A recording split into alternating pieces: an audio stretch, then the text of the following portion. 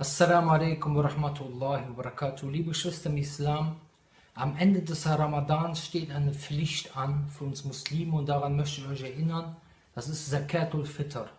Ich rede nicht von Zakatul Mal, ja, eine andere Art von Zakat, sondern Zakatul Fitr. Ein spezifisches Zakat, eine spezifische Spende für den Ende des Ramadans, die in Form von Essen herausgegeben wird. Wer mehr darüber wissen will, über die Regeln davon, soll sich einfach mein Video angucken. Das kann er auf der Facebook-Seite, wenn er runterscrollt, kann er das sehen. Oder wenn er in YouTube die entsprechenden Suchbegriffe eingibt.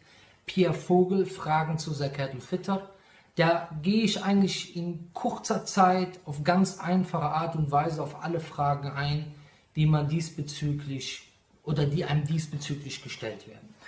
Das Problem, womit wir immer wieder konfrontiert werden hier in Deutschland, ist, dass viele Brüder keine passenden Personen finden, denen sie Zakatul Fitr geben können, das Essen geben können. Ja? Sie finden keinen bedürftigen Muslim, dem sie das beispielsweise geben können, hier in Deutschland. Ich möchte hier betonen, wenn ihr entsprechende Personengruppen kennt in Deutschland, hat es Vorrang davor, vor dem Geld ins Ausland zu schicken. Okay?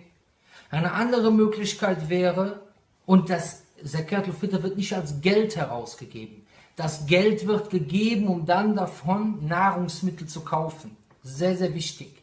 Das heißt, dieses Geld wird übertragen ins Ausland, um dort Nahrungsmittel zu verkaufen, dann die Nahrungsmittel in der entsprechenden Zeit, die dafür vorgegeben ist, für Zakatul Fitr rausgegeben. Wie viel gesagt, das findet ihr alles bei Fragen zu Zakatul Fitr.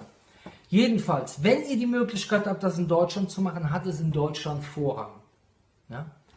Wenn ihr die Möglichkeit nicht habt, vielleicht könnt ihr es im Ausland zu euren Verwandten geben, oder Leuten geben, die dort Leuten Essen geben. Aber diese Möglichkeit haben viele nicht und deswegen hat IHET für euch die Möglichkeit, dass ihr 8 Euro spendet und von den 8 Euro wird für euch, habt ihr keine Kopfschmerzen mehr, wird für euch in verschiedenen Ländern wie Somalia, Niger, Tschad und inshallah auch für syrische Flüchtlinge wird das Ganze geregelt.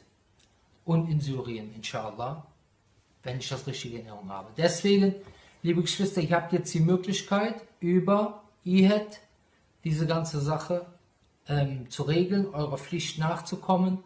Inshallah 8 Euro pro Zakatul Fitr, also um diese Nahrungsmittel rauszugeben, und ihr habt keine Kopfschmerzen mehr.